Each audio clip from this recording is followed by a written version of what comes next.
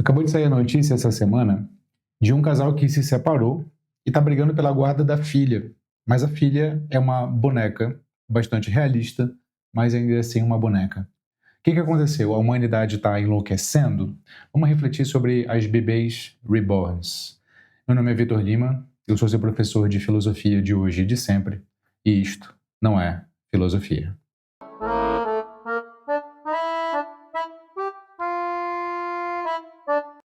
Vamos lá. Tudo isso começou quando essa advogada aqui, a Suzana Ferreira, compartilhou no seu Instagram um caso dela, um caso que ela está pegando.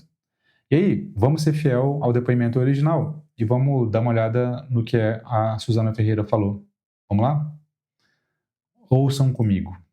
Boa tarde, pessoal. Não é meme. Hoje eu fiz o atendimento de uma mãe de uma bebê reborn e eu vou compartilhar com vocês esse atendimento por acreditar que a loucura da sociedade impacta diretamente na nossa profissão e vai ser uma enxurrada de problema para o judiciário que nós podemos barrar um pouco, né? Tentar ajudar o Poder Judiciário aí com essas demandas novas que estão surgindo aí na sociedade. Eu não sou profissional da saúde, então não vou falar da loucura das pessoas, mas vou falar um pouco do que chega para nós, né, da nossa profissão.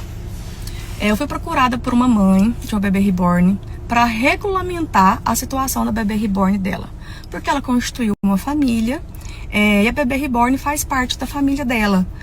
Só que o relacionamento não deu certo e a outra parte insiste em conviver com a bebê reborn pelo apego emocional que teve nela. E no atendimento me foi dito que outra bebê reborn não solucionaria a questão pelo apego emocional que já tem na bebê. E que ela achava justo a divisão dos custos, porque a bebê reborn foi muito cara, obviamente, e fizeram um enxoval para ela. Então não é simplesmente, eu quero ter direito de conviver com a bebê reborn, de pegar a bebê reborn tantos dias da semana e não arcar com metade dos custos que já tiveram com a bebê reborn, que foi todo dela, né, da pessoa que eu estava atendendo. Essa era a questão. E a bebê reborn tem um Instagram, que a outra parte também deseja ser administradora do Instagram da bebê reborn, porque o Instagram já está rendendo monetização, né, publicidade, sei lá. O Instagram está crescendo bastante, então o Instagram também deveria ser das duas pessoas.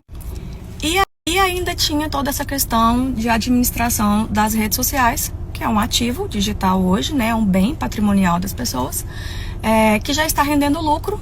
Então, como que ficaria a questão da administração se não fosse resolvido a guarda da bebê reborn, né?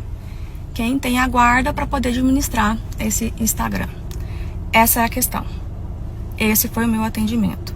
E eu fiquei muito pensativa sobre isso. Como o Poder Judiciário vai receber essas demandas, que são demandas reais, gente. Tá? A que ponto a sociedade chegou, a loucura? São demandas reais. Principalmente quando eu falo para vocês das redes sociais. Essa questão da rede social é uma demanda real. E que mexeu bastante assim com o meu pensamento profissional. E eu queria dividir com vocês essa questão também. Bom, agora deixa eu te falar o que eu pensei a partir desse caso relatado pela advogada. Mas antes, dá uma pausa aí e escreve aqui nos comentários o que você pensou sobre esse caso para ver se é o mesmo que eu falei. A princípio, o que eu pensei sobre esse caso é o seguinte. Pelo que eu estou ouvindo, é menos uma questão afetiva, embora haja, e eu vou já falar sobre ela, e mais uma questão, pelo que ela relatou, eu não estou emitindo juízo de fato sobre o que de fato são as coisas, pelo que eu entendi do que ela falou, que já é bom. Não é a pessoa em si falando, é uma intermediadora da informação. É uma questão, acima de tudo, patrimonial. Houve um investimento na bebê reborn, que custou caro, e, portanto, é justo que seja dividido. E há rendimentos que a bebê reborn, no Instagram, confere, e, portanto, isso tem que ser dividido. Como se fosse mais ou menos aqui, o Isto Não É Filosofia, tem como sócios eu e Evelyn. Se porventura nós viermos a nos separar, nós temos que dividir os custos e temos que dividir os lucros. Percebe? A questão patrimonial está resolvida. Não é loucura isso. Não tem nada de loucura. Agora a questão da loucura, porque a advogada Suzana fala um pouco da loucura da sociedade, de passagem, porque ela não desenvolve, né? Eu queria refletir com vocês, talvez contrariando o que a maioria de vocês pensou e escreveu aqui embaixo quando eu pedi para escrever. A princípio, a gente poderia levar a um riso fácil nessa situação, ou a um desprezo. Isso é uma loucura da sociedade, isso aqui, veja a que ponto nós chegamos. A reflexão que eu quero estabelecer, no entanto, tem a ver não no sentido de desprezar ou rir, tem a ver no sentido de entender a realidade propriamente humana. E eu tenho insistido nesse ponto em outros assuntos. Por exemplo, quando nós fizemos a viagem à Grécia, a proposta era Veja Além das Ruínas. E a teorização por trás dessa proposta, Veja Além das Ruínas, é que a realidade humana não é só concreta, material, sensível, ela é simbólica.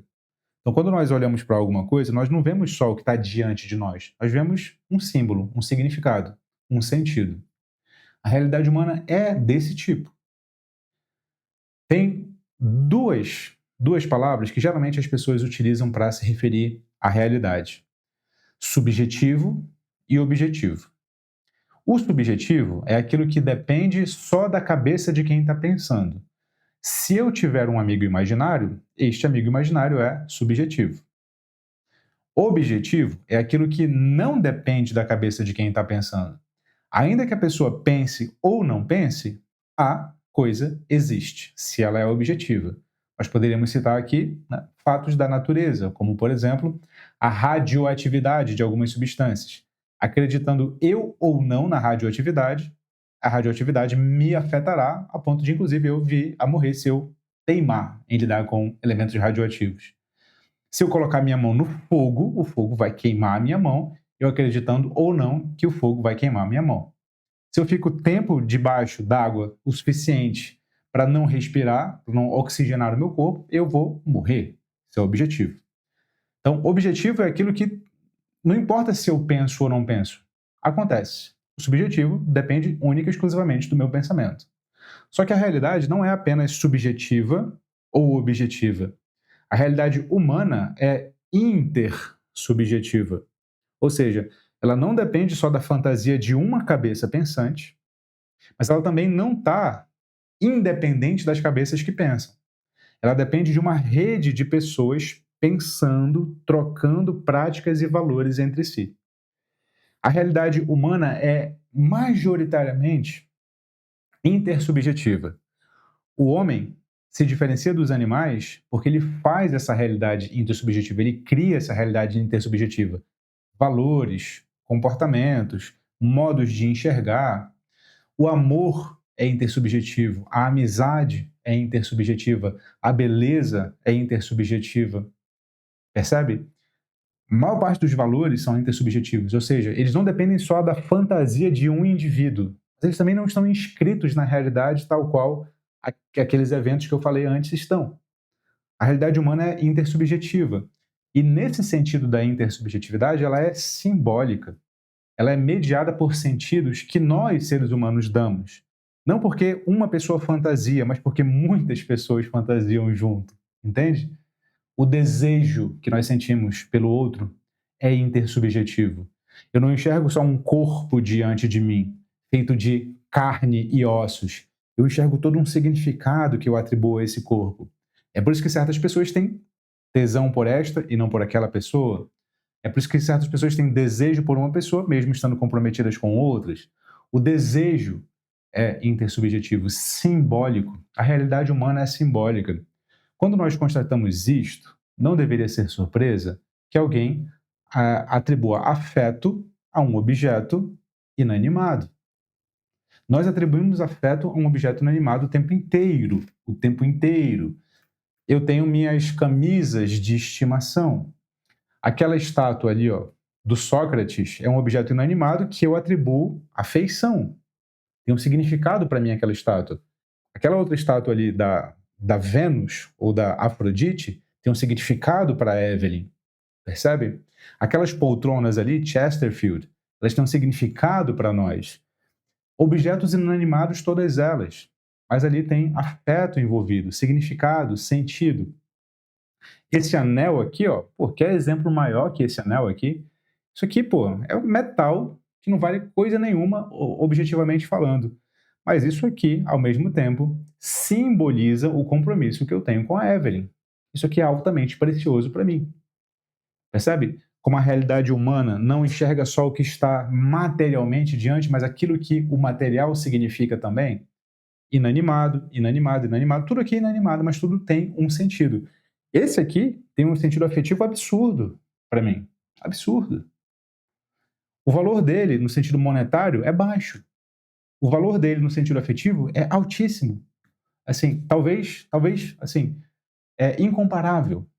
Percebe? Essa é a realidade humana. Então, quando nós percebemos que a realidade humana é permeada de símbolos e de atribuição afetiva a objetos inanimados, e que isso não é loucura, nós entendemos por que as pessoas amam bonecos. Nós podemos discutir, a partir dessa reflexão estabelecida aqui, outra. Qual? Qual que é o papel da solidão no nosso tempo? Aí a gente entra para uma reflexão contemporânea. A solidão é um dos tópicos mais discutidos, pensados, debatidos do nosso tempo. Nós cada vez mais estamos solitários. E por paradoxal que possa parecer, embora não seja paradoxal de fato, quanto mais nós temos meios de nos comunicarmos uns com os outros, como este que eu estou fazendo aqui com você agora, mais nós nos sentimos sozinhos. Porque esses meios digitais, intermediados por uma câmera, eles dão acesso ao que os outros falam, mas eles não dão acesso a relacionamentos profundos. E são relacionamentos profundos que nos tiram da solidão. O nosso mundo, é claro que aí tem um recorte de classe absurdo, tem um recorte de países ricos e pobres absurdo, mas vamos pensar em termos gerais.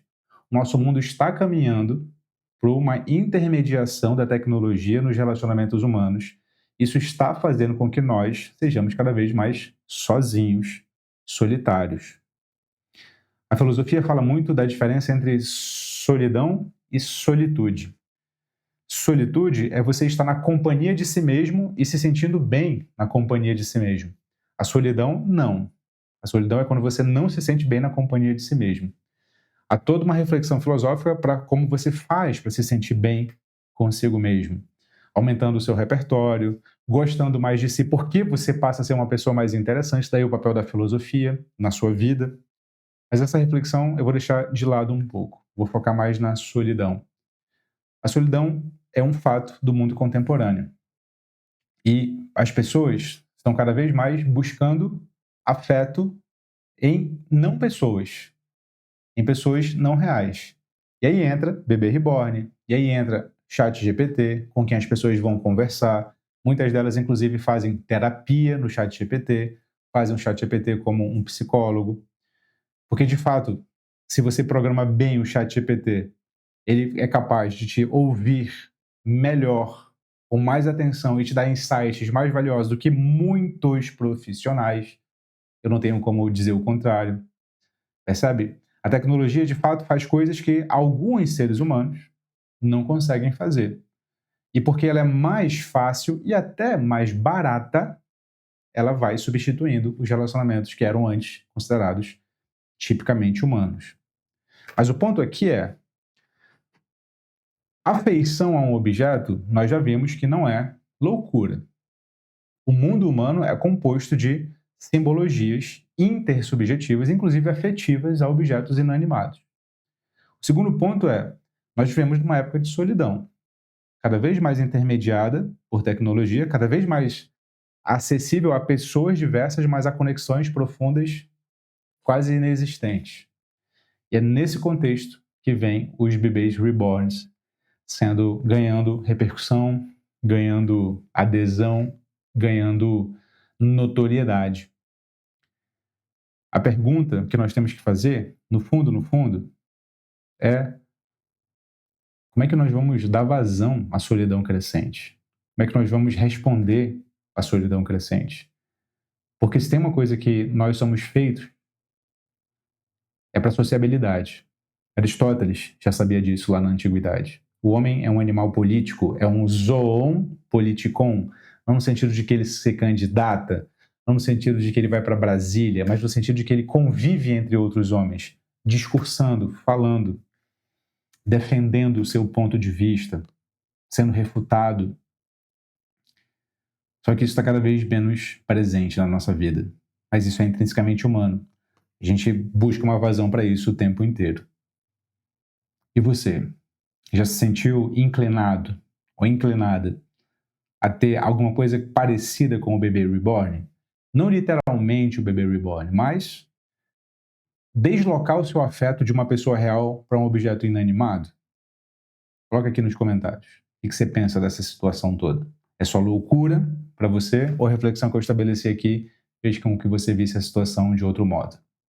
Se você quiser minha ajuda para fazer reflexões filosóficas mais profundas e aprender filosofia, o link da minha escola, o Núcleo de Formação Filosófica, está aqui no primeiro comentário fixado e na descrição do vídeo. Não se esquece, você é o que pensa e, como sempre, fique com Sócrates.